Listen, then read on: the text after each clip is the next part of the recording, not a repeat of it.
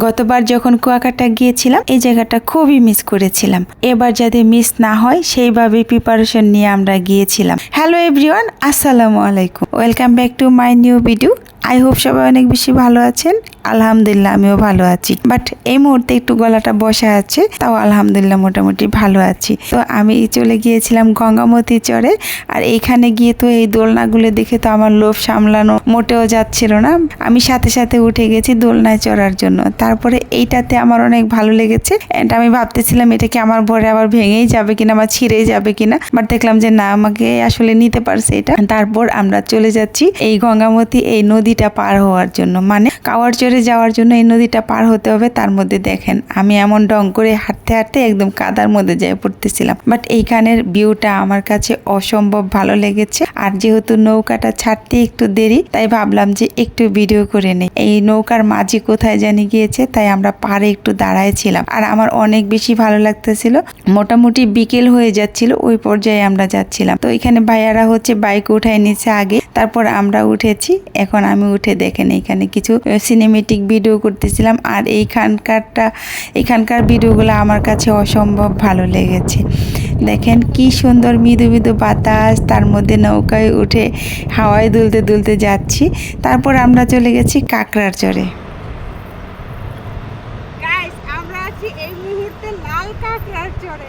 অসম্ভব লাল কাঁকড়া বের হয়েছে, বাট ওদের কাছে যাওয়ার আগে টুপ করে গর্তের মধ্যে ঢুকে যাচ্ছে। মানে এক একটা বড় বড় লাল কাঁকড়া, এত সুন্দর। এই যে ধরা পড়ছে কাঁকড়া। আমি প্রথমবার যখন আসলাম তখন এইখানে ধরতে হয়। এই যে কাঁকড়া ধরা পড়েছে। আমি দু তিনটা একটা হাতে আবার কামড় দিব না তো। আরে নিমু কেমনে? এইবারও নিয়ে যাইতাম না, ওইবার তো আমি যে বোতলে করে নিয়ে গেছিলাম, পলিতে করে নিয়ে গেছিলাম। লাল কাঁকড়া ধরে ফেলেছি গাইস।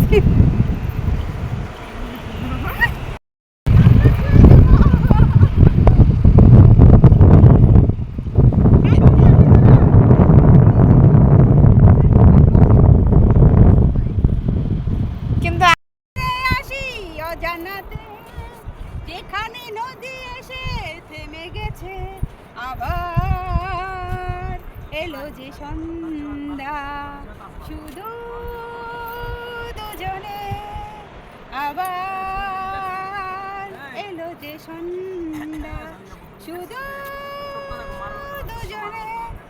আমরা চলে গেছি কাওয়ারচর। তো কাওয়ারচর গিয়ে আমরা একটু চা খেয়েছিলাম। চা খেয়ে তারপর ব্যাক করার পথে দেখলাম যে এরকম একটা নৌকা উঠায় রাখছে। এরকম খালি নৌকা পাবো আর আমি ভিডিও করব না, ছবি করব না, এটা কি হতে পারে? কখনোই হতে পারে না। তো ভাবলাম যে নৌকায় আমি একটু ভিডিও করে নিই। আর দেখেন আমি কি ঢং করে করে এই পাশ থেকে ওই পাশ যাই। তারপরও না কেন জানি একটু ভয় লাগছিল, আসলে ঢং না ভয়ই লাগতেছিল। আর এমন বাতাস, শাড়ির আঁচলটা এত সুন্দর করে উঠতেছিল, আমার মনে হচ্ছিল যে আমি এখান থেকে যদি না যাই। আর এখানে যেহেতু আমি এরকম ঢং করতেছিলাম, আমার ফটোগ্রাফার হচ্ছে এলোমেলো ছবি তুলতেছিল। পরে আমি বলছি ভাইয়া কি করেন আপনি? তারপর সে বলে ছবি তুলতেছি। তারপরে এখানে আমি আবার একটু পোজ দিচ্ছিলাম, দেখছেন। তারপর ভাবলাম যে সুন্দর সুন্দর কিছু ভিডিও করে নিয়ে যে আপনাদের জন্য। নৌকার এইখানে উঠলে তো অসম্ভব সুন্দর সুন্দর ফুটেজ আসে, তা ভাবলাম যে আমি একটু এখানে কিছু ভিডিও করি, আর কিছু ছবিও তুলেছি।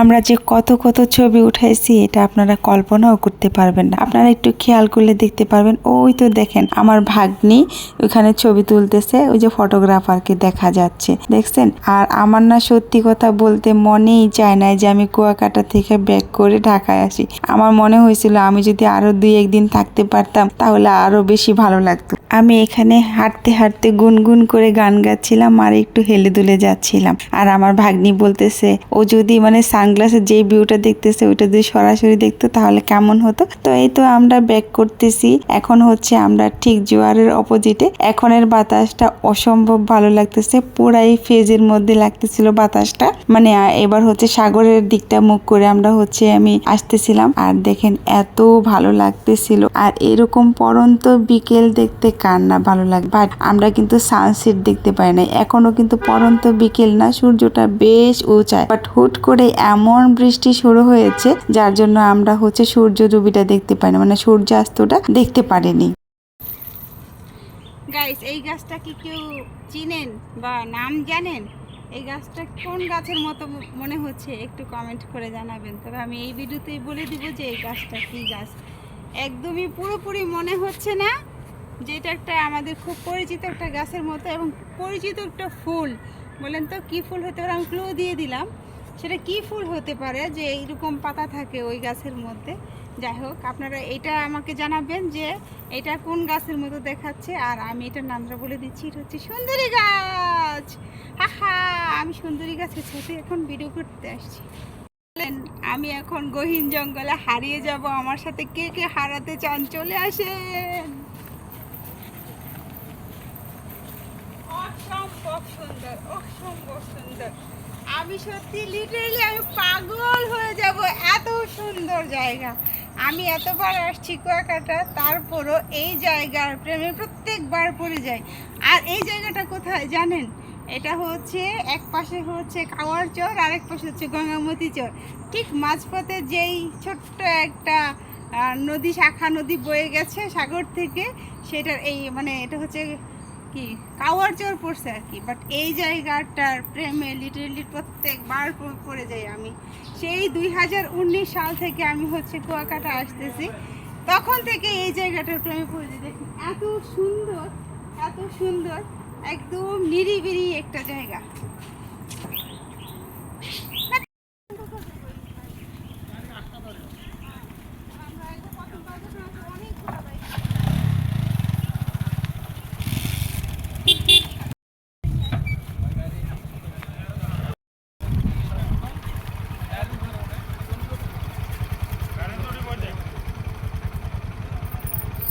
এইখানে আমরা একটা ট্রানজ্যাকশন ভিডিও নিচ্ছিলাম, ইতিমধ্যে আপনারা রিলস দেখে ফেলছেন, যদি কেউ না দেখে থাকেন তাহলে অবশ্যই একবার দেখে নেবেন। তো এইখানে গিয়ে একটা ঘটনা ঘটে গিয়েছিল, প্রায় ওই যে দেখছেন সাগরের ঢেউটা দিয়ে আসছে মুহূর্তের মধ্যেই ঠিক আমাদের কাছে চলে আসছে। আমরা তখন ভিডিও করা নিয়ে ব্যস্ত, আমি জাস্ট মোবাইলটা হাতে নিয়েছি স্ট্যান্ড সহকারে, অমনিতেই পানি একদম আমাদের পর্যন্ত চলে আসছে। দেখেন আমি এখানে বারবারই বলতেছিলাম কি বড় একটা বিপদের হাত থেকে বেঁচে গেছি। মানে সত্যি এত হুট করে এত জোয়ার বেড়ে আমরা কিন্তু অনেক দূরে ছিলাম জোয়ারের। দেখেন এখনো শুধু জোয়ারের পানি আসতেই আসে। আমি প্রায় হচ্ছে 10-15 হাত দূরে চলে আসছি। দেখেন আমাদের বাইক ছিল আমাদের থেকে আর 10-15 হাত পেছনে, মানে আমরা ছিলাম আরো জোয়ারের দিকে। তারপর দেখেন বাইক চলে গেছে মাঝখানে। শেষ পর্যন্ত সত্যি কথা বলতে একটা বিপদের হাত থেকেই বেঁচে গেছি। মোবাইলটা যদি ভিজে যেত তাহলে একদমই শেষ ছিল। কুয়াকাটা মেন পয়েন্টে এসে আমরা কিছু ভিডিও করতেছিলাম রিলসের জন্য, ইতিমধ্যে আপনারা এই রিলসগুলো দেখে ফেলছেন। বাট এখানে আমার ভিজতে অনেক ভালো লাগতেছিল, কারণ এখানে ভিজলে আমার শাড়িটা চেঞ্জ করতে কোনো অসুবিধা হবে না, যেহেতু আমরা হোটেলের কাছেই চলে আসছি। আর আমাদের হোটেলটাও ছিল একদম সি বিচের কাছেই, একদমই মার্কেটের ভিতরে। তো এখানে আমি সুন্দর সুন্দর কিছু ভিডিও করে নিয়েছি। তো ভিডিওটা কেমন লেগেছে অবশ্যই কমেন্ট করে জানাবেন। ভালো লাগলে লাইক করবেন, শেয়ার করবেন, আমাকে অবশ্যই আপনারা সাপোর্ট করবেন, আমার ছোট্ট পরিবারের সদস্য হয়ে থাকবেন। বিদায় নিচ্ছি, আপনাদের সাথে দেখা হবে নেক্সট ব্লগে। আল্লাহ হাফেজ, আসসালামু আলাইকুম।